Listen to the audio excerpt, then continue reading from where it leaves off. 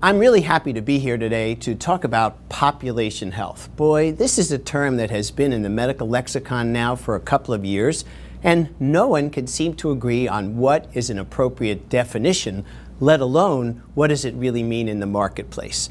So to accomplish this goal, I'm going to do three things. First, a little bit of context on the road from volume to value. Second, we'll give you some definitions, both pragmatic and academic. And third, we'll talk about the future. So, the road from volume to value. Our readers and listeners are pretty sophisticated. Here's the jam we're in. We spend more money on healthcare in our country than any other nation on the planet. About $9,500 per person, including children, on an annual basis. Did your family get all of that value last year for the money that you spent and the rest of the country spent? And what do we get for that money? Well, we're number 17 in the world with regard to quality of life, ability to do our job, overall well-being of the population. On top of all this, I know it's hard to believe, but medical error remains the third leading cause of death in our country. And finally, all the experts agree there's about $1 trillion of wasted tests that are dangerous, tests that don't add anything to our diagnostic armamentarium. So this road from volume to value is one of the key issues behind the need to understand population health. The best definition of population health, we believe, comes from Dr. David Kindig and his team at the University of Wisconsin in Madison.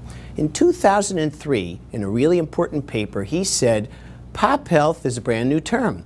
It's beyond public health. It certainly integrates the concepts of public health, but it goes like this. It has three tiers. The first tier says that there are these outcomes: morbidity, mortality, quality of life. Second tier, there are things that influence the outcome: medical care, genetics, socioeconomic status. And the third tier are things like individual behavior and social policy. What's the punchline of this three-tier definition? Guess what? Medical care is 20% of the story. That's right. Medical care, our vast delivery system, all the technology, $2.5 trillion a year, that's just 20% of the story. Population health says that it's the social determinants, largely poverty, education, and by the way, your zip code is more important than your genetic code in predicting your lifespan. So let's go to part 3 of our time together. What does all this mean? We believe that population health gives us the understanding and the tools to then practice population health management, which calls for care coordination, patient engagement, transparency and accountability for all outcomes, getting everybody engaged in care, and most importantly, aligning the economic incentives so that I can interact with my patients knowing that I'm delivering the best possible care at the best possible price. A couple of easy things to remember. The triple aim, as articulated by Don Berwick, says, let's improve the health of the population, let's reduce per capita cost by reducing waste and eliminating error, and let's improve the individual experience of care. That too is population health.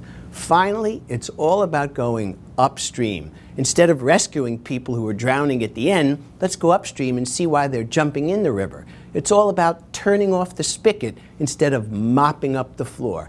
Is our country capable of doing this?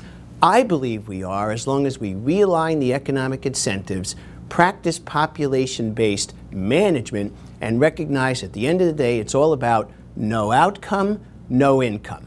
Thanks so much.